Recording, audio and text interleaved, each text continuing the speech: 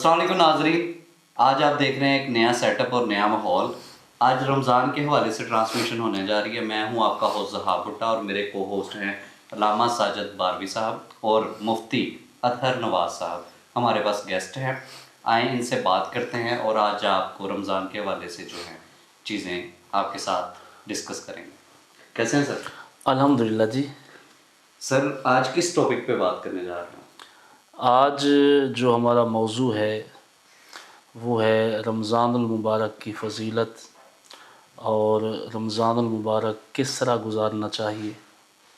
جیسا کہ ہم جانتے ہیں آج پہلا روزہ تھا جی جی اور ہر مسلمان کی کوشش ہوتی ہے کہ وہ پہلا روزہ جو ہے اپنے گھر میں گزارے اور سحری اور افطاری جو ہے اس کے پراپر انتظامات کیے جاتے ہیں۔ تو آج آپ کا پہلا روزہ کیسا گزرا سر؟ الحمدللہ بہت ہی اچھا، اور گھر میں ہی ہم نے افطاری کی ہے اور بہت ہی اچھا انتظام تھا۔ مجھے تو آج 2-3 جگہ سے دعوت آئی تھی، لیکن میں نے انہیں کہا کہ سر آج پہلا روزہ ہے، افطاری اور سحری پہلی گھر پہ ہی ہوگی، جی جی اس کے بعد جو ہے باہر کے مزے لوٹیں گے۔ تو آپ بتائیں آج کتنی دعوتیں؟ نہیں، مجھے بھی ایک دوست نے بلایا تھا، لیکن میں نے صرف اس لیے کہ آج پہلی افطاری ہے، یہ گھر ہی کرنی ہے، اور کل کیونکہ جمعہ ہے، کل 3 جگہ پہ دعوتیں آئی ہیں، لیکن بندہ ایک جگہ ہی جا سکتا ہے۔ ظاہر سی بات ہے ایک ٹائم پہ آپ ایک ہاں ہی جی، جگہ نہیں بالکل کر سکتے۔ بالکل۔ تیتر صاحب آپ کا روزہ جو ہے پہلا کیسا ہے؟ جی الحمدللہ بہت ہی اچھا گزرا جناب، اور بڑی ہمیں خوشی ہوتی ہے اس بات کی کہ اللہ رب العالمین نے ہماری زندگی کے اندر ایک مرتبہ پھر جو ہے وہ ہمیں رمضان عطا فرمایا ہے، بالکل۔ اور وہی سحری کے خوبصورت لمحات اور افطاری کے خوبصورت مناظر جو ہیں اللہ رب العالمین نے ہمیں پھر ایک مرتبہ دیکھنے کو عطا فرمایا ہے۔ بالکل ایسا ہی ہے۔ تو بے حد ہی خوشی ہوئی، اور الحمدللہ ہماری اور کیا مصروفیات ہوتی ہے، شام کو جو ہم نے سارا دن ہی ہم اسی کی تیاری کے اندر ہوتے ہیں، اور سارا دن ہی کلام مجید فرقان حمید کی تلاوت کرتے ہوئے گزرا، اور ابھی تراویح بھی پڑھائی ہے، اور اس کے بعد آپ کے پاس حاضر ہوئے ہیں۔ اللہ تبارک و تعالیٰ کا لاکھ لاکھ شکر ہے کہ اس مالک نے ہمیں رات کو قیام کی بھی توفیق عطا فرمائی اور روزہ رکھنے کے بھی توفیق عطا فرمائی۔ جو رمضان کا مقصود تھا اللہ رب العالمین نے ہمیں وہ عطا فرمایا، اور اس خلاق کی کائنات جل والا ہمیں اس کی برکات سے مالا مال فرمایا۔ آمین۔ میں دیکھ رہا تھا کہ آج جو خاص ٹاپک ہے ہمارا اس پہ بھی ہم جائیں گے، لیکن ایک سوال جو سٹارٹ میں ایڈ کرنا چاہتا ہوں وہ یہ ہے کہ آج سمندری میں پہلی مرتبہ میں نے یہ دیکھا کہ رمضان میں رمضان کی وجہ سے جو ہے رمضان بازار لگایا جاتا ہے ہر دفعہ، جی لیکن اس دفعہ لوگوں کو وہ سہولت میسر نہیں ہوئی۔ اس کے بارے میں آپ کیا کہنا چاہیں گے ساجد باروی صاحب؟ اس کے متعلق میں تو یہ کہوں گا، کیونکہ کچھ دیر پہلے میں نے ایک دوست سے رابطہ کیا کہ پورے پاکستان میں رمضان بازار جو ہیں وہ لگائے جاتے ہیں، تو اس دفعہ جو ہے وہ سمندری میں کیوں نہیں لگایا گیا؟ تو مجھے یہ جواب ملا، دوست نے یہ بتایا وہاں کچھ کام ہو رہا ہے جس کی وجہ سے فی الحال وہاں نہیں لگایا گیا، لیکن اس کی جگہ کوئی 1-2 جگہ ہیں، چاہے وہ لیڈی پارک ہے یا نور محمد پارک، وہاں 1-2 دن میں لگایا جائے گا۔ لیکن سر بات تو یہ ہے کہ رمضان سٹارٹ ہوتے ہی رمضان بازار کا، بلکہ اس سے 1-2 دن پہلے ہی کر دیا جاتا ہے بالکل اچھی بات۔ سٹارٹ، تاکہ لوگوں کو جتنی بھی ضرورت کی اشیاء ہیں وہ انہیں کم ریٹس پہ، مناسب ریٹس پہ دستیاب ہو۔ مقصد تو اس کا یہی ہوتا ہے، جی جی اور ساری چیزیں ایک ہی جگہ پر اویلیبل ہو۔ بالکل۔ تو وہ انتظام تو وہ کر ہی نہیں سکے، اب 1 دن بعد 2 دن بعد تو وہ لگا لیں گے جب آپ آواز اٹھائیں گے یا آپ آواز اٹھائیں گے۔ آپ مفتی صاحب اس پہ کیا کہنا چاہیں گے؟ دیکھو، اگر اس طرح کی سہولیات نہیں دی گئیں تو ہم بھی اس کے بارے میں معلومات بھی کریں گے، اور اس کے بارے میں دیکھیں گے بھئی یہ کس وجہ سے جو ہے یہ اس کو روکا گیا ہے، اور یہ کیوں نہیں شروع کیا گیا یا کب تک شروع ہو رہا ہے۔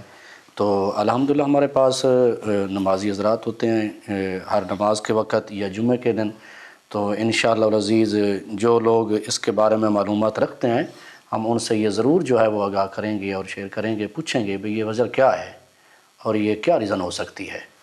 تو انشاءاللہ اللہ تبارک و تعالیٰ کرم فرمائے گا کہ اگر اب تلق منظور ہوا تو یہ سلسلہ پہلے کی طرح انشاءاللہ پھر چل پڑے گا انشاءاللہ سب مل کر کاوش کریں گے اس پہ، اور گورنمنٹ کے جو ہے اس پہ خاص جو ہے وہ توجہ دینی چاہیے۔ جی بہت بڑی سہولت ہے جس سے لوگ جو ہیں اس ٹائم محروم ہیں۔ جی رمضان المبارک میں جو بندہ نماز پڑھانے والا ہو، جمعہ پڑھانے والا اور نماز تراویح اس کے پاس ٹائم نہیں ہوتا، لیکن میں نے آپ سے بات کی، آپ تشریف لائے، بہت زیادہ شکریہ آپ کا۔ جزاک اللہ۔ حضور آپ یہ بتائیں کہ ماشاءاللہ یہ ماہ مقدس جو ہے یہ شروع ہو چکا ہے، جی ہم سب کے لیے یہ سعادت کی بات ہے، تو آپ یہ بتائیے گا کہ رمضان المبارک میں ہم لوگوں کو کیا کرنا چاہیے؟ جی یہ روزہ کیسے گزارنا چاہیے؟ نبی پاک صاحب الاولاق صلی اللہ علیہ وآلہ وسلم کے صحابہ کا یہی معمول تھا، اور آپ صلی اللہ علیہ وآلہ وسلم کا بھی یہی طریقہ تھا کہ رمضان المبارک کے آنے سے پہلے ام المومنین حضرت عائشہ صدیقہ رضی اللہ تعالیٰ عنہ فرماتی ہیں کہ حضور کثرت سے روزے رکھا کرتے تھے اور رات کو بڑا لمبا قیام کرتے تھے۔ جب عرض کی گئی یا رسول اللہ صلی اللہ علیہ وسلم اس طرح کیوں؟ حضور نے فرمایا یہ رمضان کی تیاری ہو رہی ہے۔ سبحان اللہ۔ آج کل ہم یہ سمجھتے ہیں کہ بھئی رمضان کی تیاری یہ ہے کہ ہم کھانے پینے کی اشیاء جو ہیں وہ جمع کر لیں، ساری قوم آج کل اسی کے پیچھے لگی ہوئی ہے، بالکل، یہ بھی جمع کر لو کھانے کے لیے، پینے کے لیے یہ بھی جمع کر لو، کہیں یہ نہ ہو یہ ختم ہو جائے۔ یہ رمضان کی تیاری نہیں، بلکہ رمضان المبارک کے اندر تو یہ کھانا پینا کم ہو جاتا ہے۔ اب دیکھیں نا، آپ حضرات جانتے ہیں کہ بلا مفتی صاحب کہ روزے کی تعریف کیا ہے؟ روزے کی تعریف یہ کہ کھانے پینے اور جماع سے رکے رہنا۔ بالکل بھئی یہ تو رکنا ہے، ہم لوگ صرف کھانے پینا ہی سمجھتے ہیں، اتنا کچھ جمع کر لیتے ہیں، بھئی یہ سحری کے وقت ہو، یہ افطاری کے وقت ہو۔ تو اصل جو تیاری ہے رمضان کی وہ یہ ہے کہ بندہ اپنے آپ کو عبادات کے اندر ایسا ڈھال دے کہ ہم رمضان کے اندر جو ہے وہ قیام بڑے سکون سے کر سکیں، اور رمضان المبارک کے اندر قرآن مجید کی تلاوت بڑی کثرت سے کریں۔ اصل یہ وجہ رمضان المبارک کے اندر کیا کریں؟ ہم عبادات زیادہ کریں، قرآن مجید کی تلاوت زیادہ کریں، نوافل زیادہ سے زیادہ پڑھیں، یہ اصل ہے رمضان المبارک کی تیاری۔ اللہ تبارک و تعالی ہمیں عمل کی توفیق عطا فرمائے۔ جی، بہت اچھا آپ نے یہ فرمایا۔ جیسے آپ نے ایک لفظ استعمال کیا کہ نبی علیہ الصلوۃ والسلام لمبا قیام فرماتے تھے، جی تو آج ہمیں بھی چاہیے وہ نماز تراویح ہو، نماز تہجد ہو، بے شک تو اس میں ہمیں بھی قیام کرنا چاہیے۔ بے شک۔ اور دوسرا مفتی صاحب آپ یہ بتائیے گا کہ یہ جو روزہ ہے، روزے کی کتنی قسمیں ہیں؟ یہ رمضان کا روزہ یہ کیا ہے، یا اس کے علاوہ جو روزے ہوتے ہیں وہ کون سے ہوتے ہیں؟ جی جی، یہ بتائیے۔ روزے کی مختلف اقسام ہے۔ سب سے پہلے تو روزہ جو ہے وہ فرض ہے۔ جی، فرض کیا ہے؟ رمضان المبارک کے روزے جو ہیں وہ ہمارے اوپر فرض کیے گئے ہیں، جیسا کہ قرآن مجید فرقان حمید میں آ گیا ہے، یا ایھا الذین آمنوا کتب علیکم الصیام، جی، یعنی تمہارے اوپر روزے جو ہیں یہ فرض کیے گئے ہیں۔ پہلی قسم جو ہے وہ فرض ہے روزے کی۔ دوسری قسم جو ہے وہ واجب ہے۔ واجب روزہ وہ ہے کہ جس وقت کوئی شخص منت مان لیتا ہے، مثلا یہ کہتا ہے کہ جی اللہ تبارک و تعالیٰ مجھے بیٹا دے، اللہ تبارک و تعالیٰ مجھے بیٹی دے، اور اللہ تبارک و تعالیٰ مجھے فلاں کام دے دے، فلاں کاروبار دے دے، میرا یہ کام ہو جائے، یعنی جائز کوئی بندہ منت مانتا ہے، پھر اس کا وہ کام پورا ہو جاتا ہے۔ مثلا اللہ تبارک و تعالیٰ نے اولاد دی ہے، اسے بیٹا دیا، بیٹی دے دی، نعمت مل گئی، رحمت مل گئی۔ اب جو ہے وہ جو اس نے منت مانی تھی کہ یہ مجھے نعمت مل جائے تو میں اتنے روزے رکھوں گا، جس وقت اس کا کام یہ ہو گیا ہے اب اس کے اوپر روزے رکھنا کیا ہے؟ واجب بن جاتا ہے۔ یہ دوسری قسم ہے۔ تیسری قسم ہے نفل۔ نفلی روزہ کیا ہے؟ مثلا عاشورہ کا روزہ رکھنا، یوم عاشور کا، 10 محرم کا روزہ رکھنا، 15 شعبان کا روزہ رکھنا، اس کے علاوہ ایام بیض کے روزہ رکھنے، یعنی ہر ماہ کی جو ہے وہ 13، 14 اور 15 تاریخ کو روزہ رکھنا، اور اس کے علاوہ معراج شریف کا روزہ رکھنا۔ یہ ایسے روزے ہیں جو نفلی روزے ہیں، فرضی بھی ہیں اور واجبی بھی ہیں اور نفلی روزے بھی ہیں۔ اللہ تبارک و تعالیٰ جو ہے وہ ہمیں یہ روزے رکھنے کی توفیق عطا فرمائے۔ اللہ تبارک و تعالیٰ نے یہ جو ہمیں نعمتیں عطا فرمائی ہیں، اللہ تبارک و تعالیٰ ہمیں ان کو مکمل اپنانے کی توفیق عطا فرمائے۔ جب میں مسجد میں گیا نا ظہر کی نماز پڑھنے کے لیے، جی تو مجھے ایسے لگا کہ جیسے یہ آج جمعہ ہے۔ جی ماشاءاللہ۔ تو ہم نے یہ دیکھا کہ جتنے لوگ عام دنوں میں ہمارے پاس نماز جمعہ پہ آتے ہیں تو اس سے زیادہ آج کل نمازوں پہ آتے ہیں۔ جی تو آپ یہ بتائیے گا، میرے ذہن میں تو یہ ہے کہ شاید لوگ یہ سمجھتے ہیں کہ یہ جو نماز ہے یہ رمضان میں فرض ہوتی ہے، تو ان لوگوں کو آپ کیا پیغام دیں گے جو رمضان میں نماز پڑھتے ہیں اور باقی جو ہے وہ مہینوں میں نماز پڑھنے کے لیے نہیں آتے؟ حالانکہ دیکھیں کہ مسجد بھی وہی ہے، بندے بھی وہی ہیں، اور علاقہ محلہ بھی وہی ہوتا ہے، لیکن رمضان جو ہی چلا جاتا ہے تو مساجد خالی ہو جاتی ہیں۔ آپ ایسے لوگوں کو کیا پیغام؟ جناب، پہلی بات تو یہ ہے کہ یہ رمضان مبارک کی برکات ہیں جی کہ اللہ تبارک و تعالیٰ کی رحمتوں کا نزول ہوتا ہے، اور یقیناً بات ہے کہ مسلمان کے اندر، مومن کے اندر اللہ رب العالمین نے یہ مادہ رکھا ہے کہ اس کی اس طرف رغبت ہوتی ہے، عبادات کی طرف۔ یہ اللہ رب العالمین نے مسلمان کے اندر یہ فطرت رکھی ہے، اور یقیناً جو ہے اس طرف کھنچاؤ ہوتا ہے بندے کا۔ بالکل۔ لیکن دوسری بات یہ ہے، آپ نے بالکل صحیح فرمایا کہ کچھ لوگ صرف یہی سمجھتے ہیں بھی رمضان میں ہی جو ہے وہ نماز ہے، رمضان میں ہی ہم نے تلاوت کرنی ہے، اس کے علاوہ نہیں ہے۔ نہیں، اس طرح نہیں ہے، بلکہ نماز جو ہے وہ ہر وقت ہمارے اوپر پنجگانہ جو ہے وہ فرض کی گئی ہے۔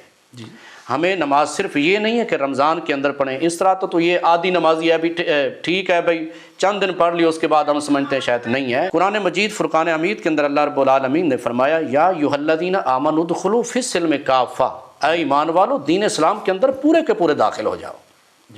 اب یہ نہیں ہے کہ دین اسلام صرف رمضان میں ہے اور اس کے علاوہ اور نہیں ہے، یہ دین اسلام صرف مسجد میں ہے اس کے علاوہ اور نہیں ہے، نہ، جہاں دین اسلام رمضان میں ہے وہ اور مہینوں میں بھی ہے، جہاں دین اسلام مسجد میں ہے وہ گھر میں بھی ہے، جہاں دین اسلام کعبہ شریف میں ہے وہ بازار میں بھی وہی دین اسلام ہے۔ ہمیں چاہیے کہ دین اسلام کے اندر پورے کے پورے ہم داخل ہو جائیں، اپنے آپ کو پورے کے پورے داخل کریں، نماز پنجگانہ پڑھیں، رمضان کے علاوہ بھی ہم پڑھیں، اور اس کے علاوہ روزے کی ہم عادت بنائیں تاکہ رمضان مبارک کے اندر بھی ہم روزے آسانی کے ساتھ رکھ سکیں۔ اللہ تبارک و تعالی ہمیں عمل کی توفیق عطا۔ کیا رمضان کی نماز میں اور عام دنوں کی نماز میں کوئی ثواب کا فرق بھی ہے کہ زیادہ ثواب یا کم ثواب؟ جی بالکل، رسول اکرم صلی اللہ علیہ وآلہ وسلم کا فرمان مبارک ہے، حضور نے فرمایا رمضان المبارک کے اندر جو بندہ نفل پڑھتا ہے تو اللہ تبارک و تعالیٰ اسے فرمایا فرضوں کے برابر ثواب عطا فرماتا ہے، اور ایک فرض کا اللہ تبارک و تعالیٰ 70 فرضوں کے برابر ثواب عطا فرماتا ہے۔ تو میں نے یہ پہلے بات کی ہے کہ یہ مسلمان کی ایک فطرت ہے کہ وہ اس طرف کھنچاؤ ہوتا ہے، رغبت ہوتی ہے، اور وہ چاہتا ہے کہ میں ڈھیروں سے ڈھیروں جو ہے وہ ثواب حاصل کروں، اجر حاصل کروں۔ ہاں جی ہاں جی ہاں جی۔ تو دوسرا مجھے وہ حدیث پاک بھی یاد آ گئی کہ جیسے رمضان المبارک آتا ہے تو شیطان کو قید کر دیا جاتا ہے، جی تو جو بیچارے، میں تو ان کو بیچارہ کہوں گا نا، جی جو صرف ایک مہینے کے لیے نماز پڑھنے کے لیے آتے ہیں، جی تو میں یہ سمجھتا ہوں کہ ان کا دوست ہو جاتا ہے قید، وہ اکیلے بچتے ہیں پھر مسجد میں آ جاتے ہیں۔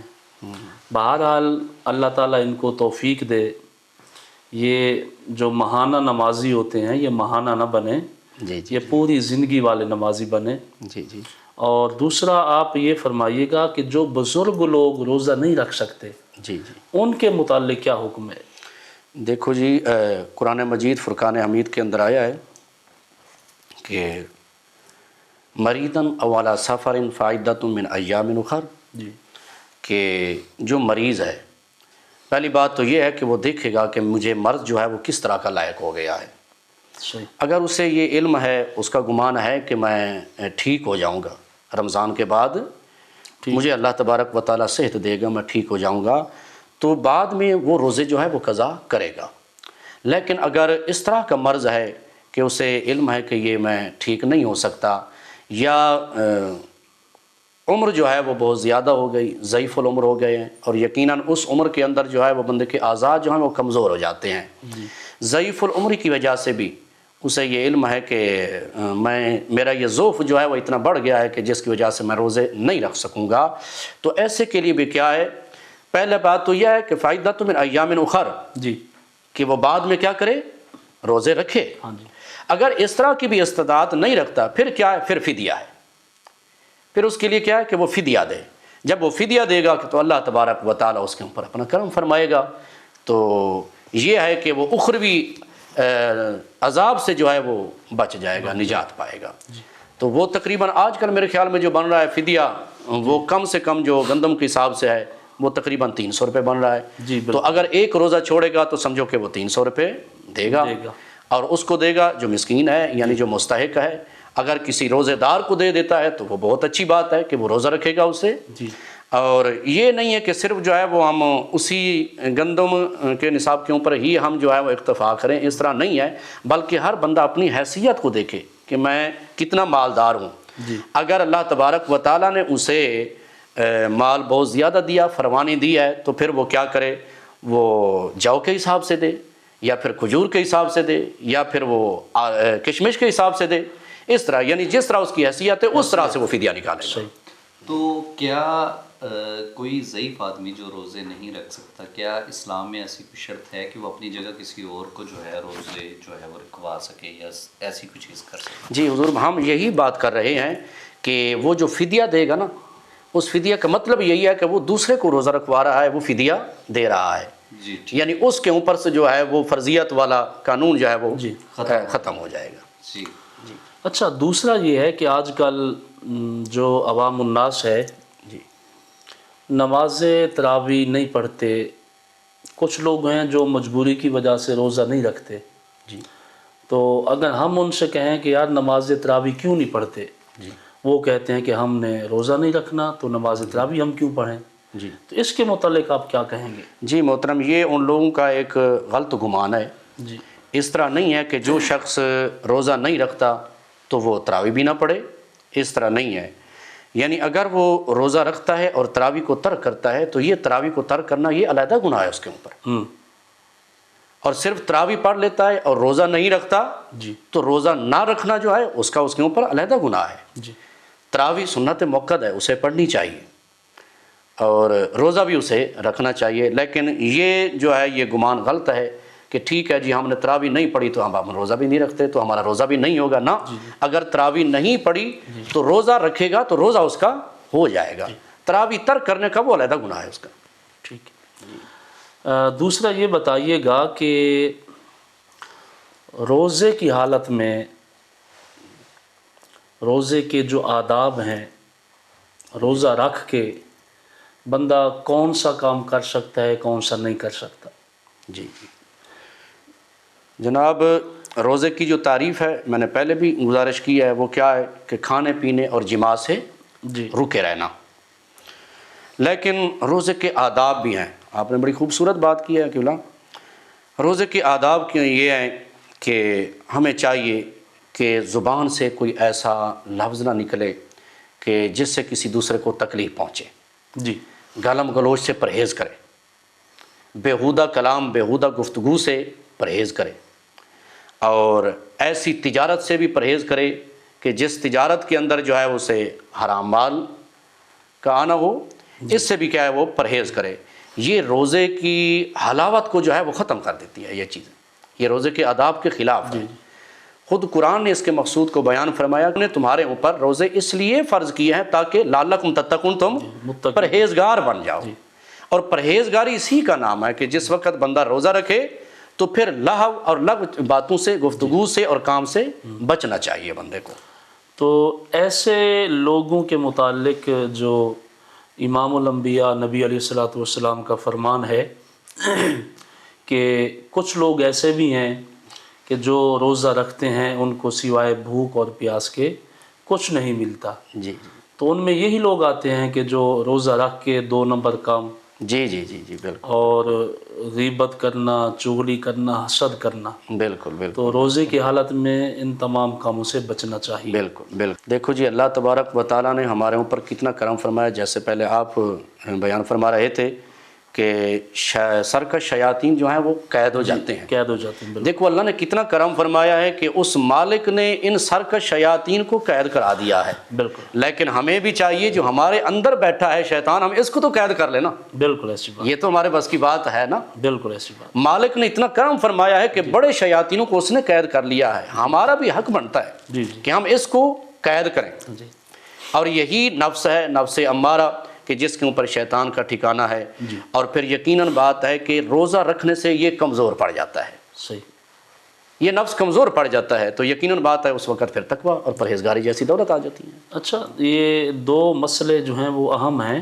جی روزے کی حالت میں اگر الٹی آ جائے جی تو کچھ لوگ یہ سمجھتے ہیں کہ جی ہمارا روزہ جو ہے وہ ٹوٹ گیا ہے، لہٰذا اس کے بعد وہ کھانا پینا شروع کر دیتے ہیں، جی جی تو اس کے متعلق آپ کیا کہیں گے؟ جی روزے کے اندر اگر قے آ جائے، الٹی آ جائے، تو اس سے روزہ نہیں ٹوٹتا، ٹھیک، یعنی جو خود بخود آ گئی ہے، جی ٹھیک ہے نا۔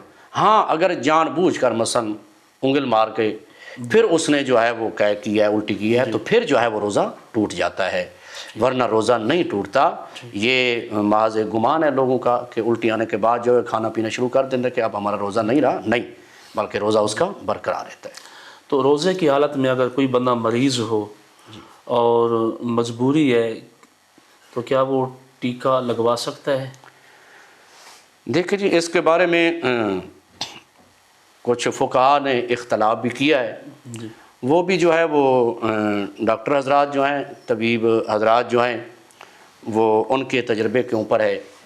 تو آج کل ان کی تحقیق کے مطابق یہ ہے کہ یہ جو انجیکشن لگا جاتا ہے تو یہ نس کے ذریعے دوا جو ہے یہ معدے تک پہنچ جاتی ہے، یعنی ان کی تحقیق یہی ہے کہ یہ معدے تک دوائی پہنچ جاتی ہے۔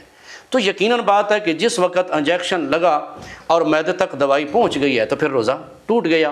لیکن کچھ ڈاکٹر حضرات یہ کہتے ہیں کہ نہیں جی، معدے کے ساتھ اس کا تعلق نہیں ہے، بلکہ یہ محض خون کے اندر ہی رہتا ہے، رگوں کے اندر ہی رہتا ہے، یا گوشت کے اندر ہی رہتا ہے۔ تو ان کی رائے کو دیکھا جائے تو پھر کیا ہے، روزہ نہیں ٹوٹتا۔ اگر یہی ہے کہ اس کا معدے کے ساتھ تعلق نہیں ہے تو پھر انجیکشن لگانے کے ساتھ روزہ نہیں ٹوٹتا۔ اور دوسرا یہ ہے کہ رمضان المبارک میں سب سے افضل عبادت کون سی ہے؟ جی روزہ تو رکھنا ہوتا ہے، روزے کے علاوہ سب سے افضل عبادت کون سی ہے؟ رمضان المبارک کے اندر سب سے افضل جو عبادت ہے وہ کیا ہے؟ دن کو روزہ رکھنا اور رات کو قیام کرنا، اور قرآن مجید فرقان حمید کی تلاوت جو ہے وہ کثرت سے کرنا، سبحان اللہ، یہ سب سے افضل عبادت ہے۔ سبحان اللہ، اور نوافل جو ہے وہ کثرت سے پڑھیں۔ میں تو بڑا تعجب کرتا ہوں لوگوں کے اوپر جو کہتے ہیں جی 8 پڑھو یا جی 10 پڑھو یا 12 پڑھو۔ تو خدا کے بندو، جس وقت حکم یہ ہوا ہے کہ زیادہ سے زیادہ پڑھو، زیادہ سے زیادہ پڑھو، تو ہمیں چاہیے کہ ہم نوافل جو ہے وہ زیادہ سے زیادہ پڑھیں، کہ اللہ تبارک و تعالیٰ جہاں ہمیں نفلوں کا ثواب جو ہے وہ فرضوں کے برابر عطا فرما رہا ہے، تو پھر ہم کیوں نہ کثرت سے زیادہ نوافل پڑھیں، قرآن مجید کی تلاوت کریں اور قیام کریں اور روزہ رکھیں، یہ سب سے افضل عبادت ہے۔ اور دوسرا ہم اس چینل کے ذریعے اپنے دوستوں کو یہ پیغام دینا چاہتے ہیں کہ نماز تہجد بہت بڑی عبادت اور بہت زیادہ اس کا ثواب ہے۔ حدیث پاک ہے، امام الانبیاء نبی علیہ الصلوۃ والسلام نے فرمایا، قیامت کے دن کچھ لوگ ایسے ہوں گے کہ جن کے لیے اسپیشل ممبر بچھائے جائیں گے، تکیے لگائے جائیں گے، انہیں کسی قسم کا کوئی خوف نہیں ہوگا، اور فرمایا کہ ان کے چہرے جو ہیں وہ 14ویں رات کے چاند سے بھی زیادہ چمکتے ہوئے ہوں گے۔ سبحان اللہ، سبحان اللہ۔ تو پوچھا گیا کہ یا رسول اللہ صلی اللہ علیہ وآلہ وسلم وہ کون سے لوگ ہوں گے؟ فرمایا میری امت کے یہ وہ لوگ ہوں گے کہ جو اٹھ کے نماز تہجد پڑھتے ہیں۔ سبحان اللہ۔ تو میں یہ اپنے ناظرین اور سامعین کو یہ پیغام دینا چاہتا ہوں، جیسے رمضان شروع ہے، آپ صبح سحری کے لیے اٹھتے ہیں، تو بجائے اس کے کہ آپ اس وقت اٹھیں کہ کھانا کھا کے پھر جو ہے آپ نماز پڑھیں، تو میں آپ کو یہ بتانا چاہتا ہوں کہ آپ آدھا گھنٹہ پونا گھنٹہ پہلے اٹھیں، وضو کریں اور وضو کرنے کے بعد نماز تہجد ادا کریں، 8 रकात, 10 रकात, 12 रकात नमाज तहज्जुद अदा करने के बाद आप फिर सहरी करें। और तहज्जुद के वक्त जो दुआ की जाती है, हदीस मुस्तफ़ा है, फरमाया वो अल्लाह की बारगाह में कबूल होती है। सुभान अल्लाह, सुभान अल्लाह। जी नाजरीन, जैसा कि आपने सुना, आज आपको रोज़े के जो हैं वो फ़ज़ाइल बताए गए और आप लोगों की आसानी के लिए आपको ये आगाही दी गई कि अगर आप रोज़ा नहीं रख पा रहे कोई भी वजह, किसी भी वजह से, तो उसके लिए क्या अहकामात हैं। इस तरह की नई मालूमात के लिए हमारे चैनल को देखते रहें और हमें लाइक, सब्सक्राइब और शेयर करें। बहुत शुक्रिया।